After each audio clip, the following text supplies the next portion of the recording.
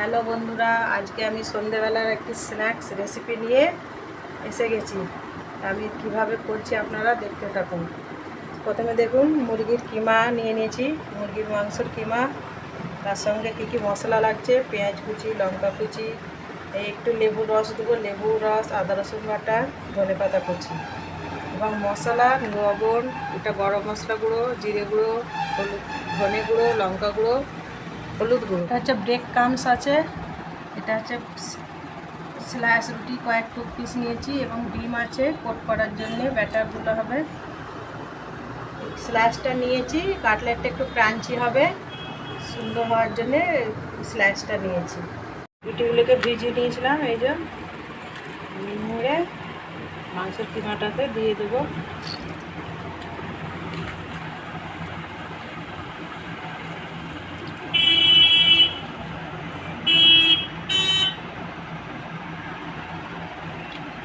মাখিয়ে নিচ্ছি এখন।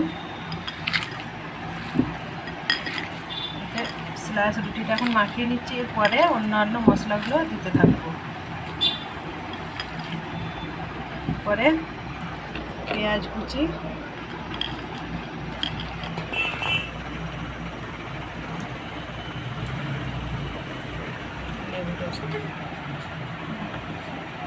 লেবুর রসগুলো এখন নুন করে দিয়ে দিই।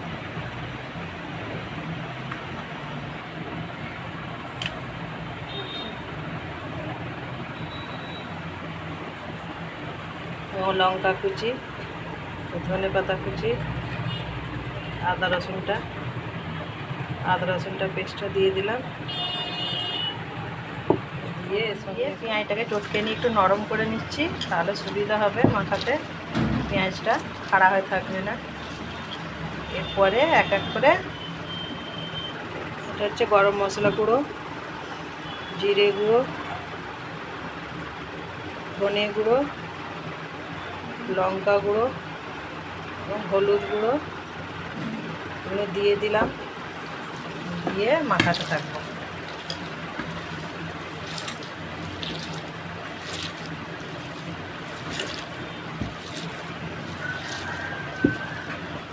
মুরগির মাংসের কিমাটাই যে এইভাবে মাখানো হয়ে গেছে। এবারে আমরা এক একটা করে কাটলেটের শেপ বানিয়ে নিচ্ছি। কীভাবে বানাচ্ছি শেপটা দেখুন।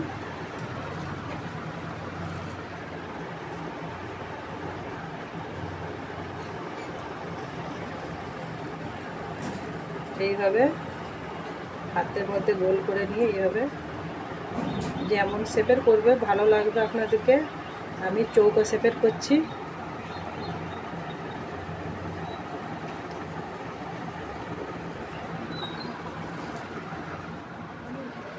বন্ধুরা, আমাদের কাটলেটগুলি সব শেপ করা হয়ে গেছে। এবারে ডিমের ব্যাটারটা ওখানে গুলে নেব।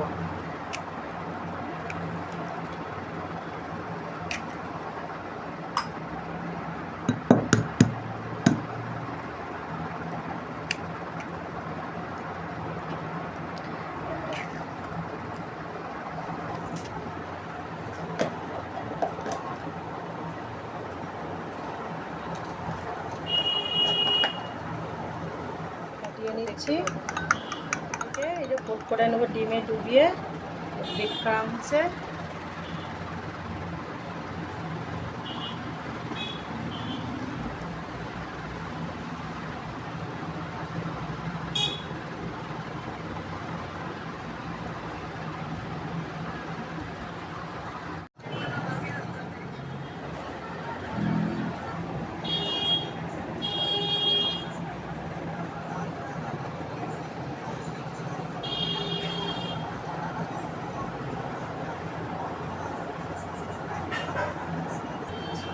এইভাবেই সবগুলো কোট করে নিব।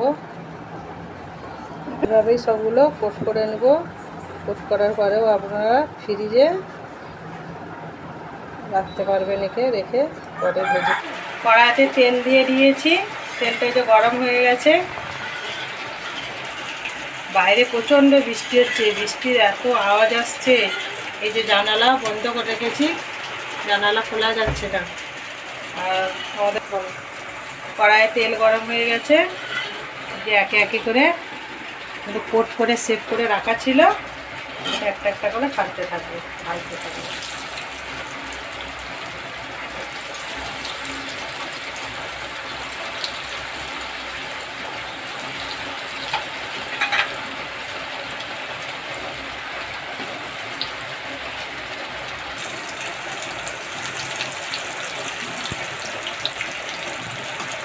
ভালো করে লাল লাল করে ভেজে নেবো। এখন একটি উল্টে দিচ্ছি।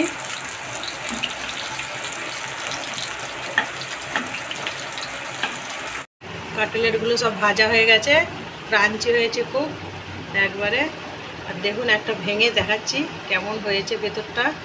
ভেতরটা দেখুন ফুলে পুরো ফাঁপা হয়ে গেছে, ভেতরটা এত সুন্দর হয়েছে। আমরা তাহলে এবারে খেতে থাকবো। ভিডিওটা এই পর্যন্ত শেষ করতে থাকি। ভিডিওটা ভালো লাগলে চ্যানেলটা সাবস্ক্রাইব করবেন, কমেন্ট করবেন, লাইক করবেন।